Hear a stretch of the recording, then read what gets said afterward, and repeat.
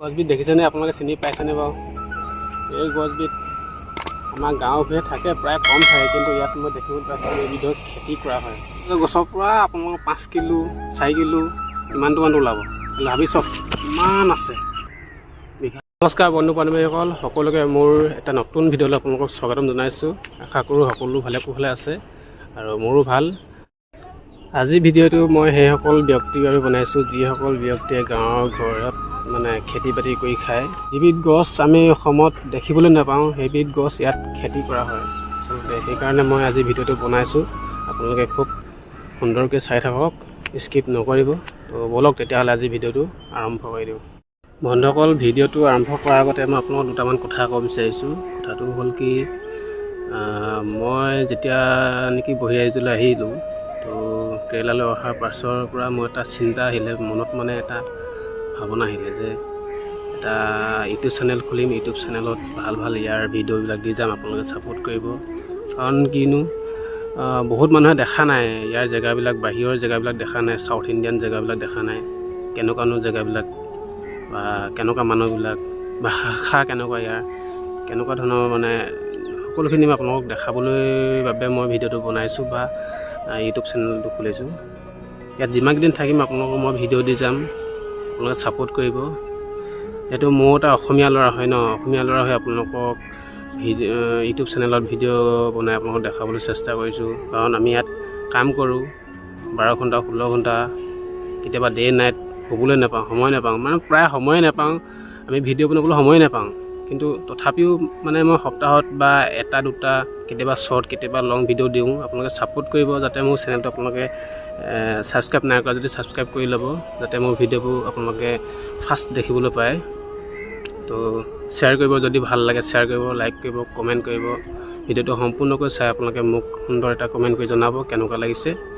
কাৰণ আমি বহিৰাজ্যত আছোঁ, ইয়াত বহিৰাজ্যত কেনেকৈনো ল'ৰাবিলাক থাকে। ইয়াত কাম ঢেৰ কেৰেলাত, বা বহিৰাজ্য কেৰেলাই হওক, চেন্নাই হওক বা বেংগলোৰে হওক, কিন্তু কাম বিভিন্ন ধৰণৰ আছে ইয়াত।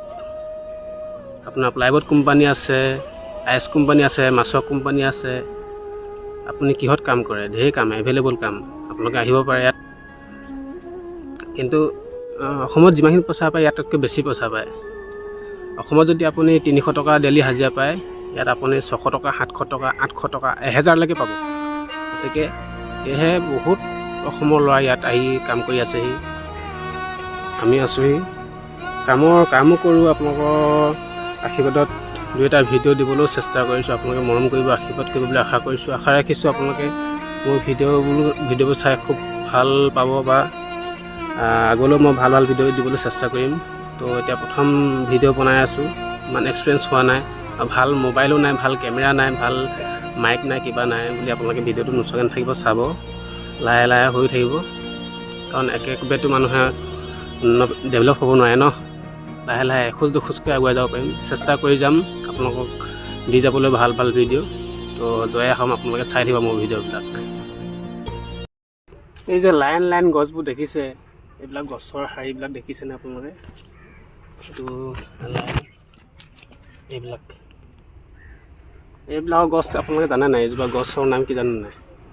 শিমলু আলু। আমি অসমত কওঁ শিমলু আলু, কিন্তু ইয়াত কাপা বুলি কয়। কাপা ট্ৰি মানে কাপা গছ। মানে এইজোপা এতিয়া প্ৰধান খাদ্য এইজোপা কাপাটি। এইটো কেৰেলা মানে প্ৰত্যেকখন আপোনাৰ হোটেলতে কাপাটিটো পায়। কাপাটিটো ফেমাছ মানে পূৰা কেৰেলাত হোটেলবিলাকত। যেনেকৈ উৰিষ্যাত পানী ভাতটো ফেমাছ, কাপাটিত কি কয় কেৰেলাত কাপাটি, এইটো এইটো কাপাটিটো ফেমাছ। এয়া গছজোপা আপোনালোকে চিনি পালে। ইয়াৰ এতিয়া আৰম্ভণিৰ পৰা দেখাম মই কেনেকৈ আপোনালোকক খেতি কৰে, মানে ইয়াৰ খেতি লাভালাভটো কি, কেনেকুৱা বা উৎপাদনটো কেনেকুৱা, সম্পূৰ্ণ আপোনাক দেখাম। তো মই আপোনালোকক আৰম্ভণিৰ পৰা দেখাব ল'লে মই তালৈ যাব লাগিব।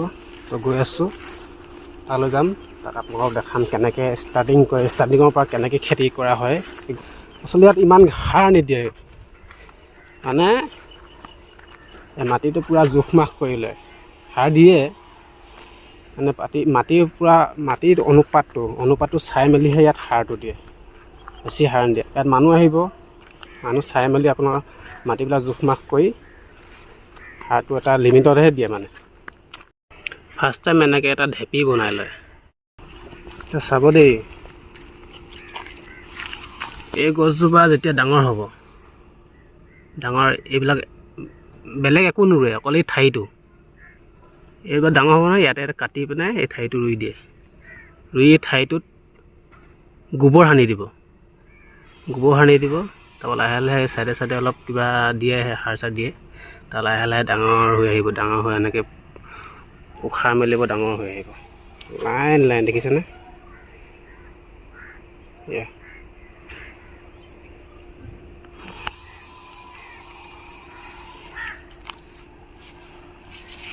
কি ধুনীয়া হৈ আহিছে। আচলতে ইয়াত থাকি এটা খুব গাঁৱলীয়া মানে পৰিৱেশ মই ফিল কৰোঁ, কাৰণ চাৰিওফালে সেউজীয়া ধুনীয়া। মৰ্ণিঙত আপুনি আহি বহুত ভাল লাগে, মানে এই আপোনাৰ কুঁৱলী পৰি একদম নিয়ৰ হৈ থাকিব। আপোনাৰ ঘৰত খোৱা লিখা পচলা, কলডিল আৰু অমিতা মানে আমি খাই থাকিবলৈ পাওঁ আৰু সেউজীয়া বস্তুবিলাক খাবলৈ পাওঁ, নোপোৱা নহয়, মানে ভাল লাগে সেইটো কাৰণে। এতিয়া খেতিটো কেনেকৈ কৰে, কাপাতি গছৰ খেতি কেনেকৈ আপোনালোকক দেখালোঁ আৰম্ভণিৰ পৰা, কিন্তু ইয়াতে লাভালাভ কেনেকুৱা, মানে ইয়াৰ উৎপাদনটো কেনেকুৱা, এই বিষয়ে আপোনালোকক জনাম। এতিয়া এজোপা গছৰ পৰা আপোনালোকৰ 5 কিলো 4 কিলো ইমানটো ওলাব। ভাবি চাওক কিমান আছে, বিঘা বিঘা, কিমান উৎপাদন হ'ব। এজোপা গছতে যদি 3 কেজি 4 কেজি ওলায়, তেতিয়াহ'লে ভাবি চাওক কিমান হয়। তো আপোনালোকেও কৰিব পাৰে, আমাৰ ঘৰত বা গাঁৱতো কৰিব পাৰে এনেকুৱা ধৰণৰ খেতি। বহুত লাভ আছে এইবিলাক খেতি, বছৰেকত দুবাৰ কৰিব পাৰে। আমি শিমলু গছ বা শিমলু আলু বুলি কওঁ, ইয়াত কাপাতি বুলি জনা যায়। ইয়াৰ হোটেলত কাপাতি বুলি কয়, কাপাতি এটা বেলেগ এটা ষ্টাইলত বনাই দিয়ে, মানে প্ৰায় মানুহে খায়, কিন্তু আমি নাখাওঁ। মই এনেকৈ খাইছোঁ, এইটো মানে আহিনা কচু লিখা ইমান ডাঙৰ ডাঙৰ হ'ব। এইটো আপুনি বইল কৰি আনি গুড়ৰ লগত বা গাখীৰৰ লগত খাই বহুত টেষ্টি লাগে খাই। ৰাতিপুৱা যদি আপুনি গাখীৰৰ লগত এনেকুৱা কাপাতি এনেকুৱা এটা খাই দিয়ে নহয়, দিনটোলৈ আপোনাৰ টেনশ্যন ল'ব দিয়া নাই, পূৰা হেল্ডি লাগে মানে খাই, বহুত মজা লাগে, বহুত টেষ্টি। ব্ৰেকফাষ্ট হিচাপে আপুনি কৰিব পাৰে। মানে আপোনালোকে যদি কেৰেলালৈ বা বাহিৰে যদি আহে বা কেৰেলা, ইয়াত আপোনালোকৰ গৰম কাপোৰ প্ৰয়োজন নাই, মানে বহুতেই গৰম, মানে আপোনাৰ ঠাণ্ডা বোলা বস্তুটো নাই, এনি টাইম গৰমেই। দেখিছোঁ কিমান ডবল ৰ'দ দি আছে, ৰ'দ দিলেও বৰষুণ দিলেও অকল গৰমে হৈ থাকে। মই এতিয়া ঘামি গৈছোঁ, বুজিছেনে? এইটো চোলাটো খুলিলে পূৰা ঘামে ওলাই থাকিব। কামত মানে গোটেই মানুহটো ঘামি জ্বলি হৈ যাম, মানে আপোনাৰ মূৰৰ ঘাম টপালকৈ মাটিত পৰি থাকে, এনেকৈ কাম কৰোঁ। ভাবি চাওক, কামৰ মাজতে আপোনালোকক সৰু সৰু ভিডিঅ' দি যাবলৈ চেষ্টা কৰিছোঁ। ভিডিঅ'বোৰ ভালে হওক বা বেয়াই হওক, আপোনাৰ চাব, মৰম কৰিব বুলি আশা ৰাখিছোঁ। তো লগতে আৰু এটা কথা কওঁ আপোনালোকক, যেনেকৈ আজি জুবিন দা বা অসমৰ হিয়াৰ আমঠু বুলি জনা যায়, জুবিন গাৰ্গক কিমান মানুহে ভাল পায়, মৰম কৰে। তো ফাৰ্ষ্ট টাইম কেনেকৈ আগুৱাই আহিছিলে,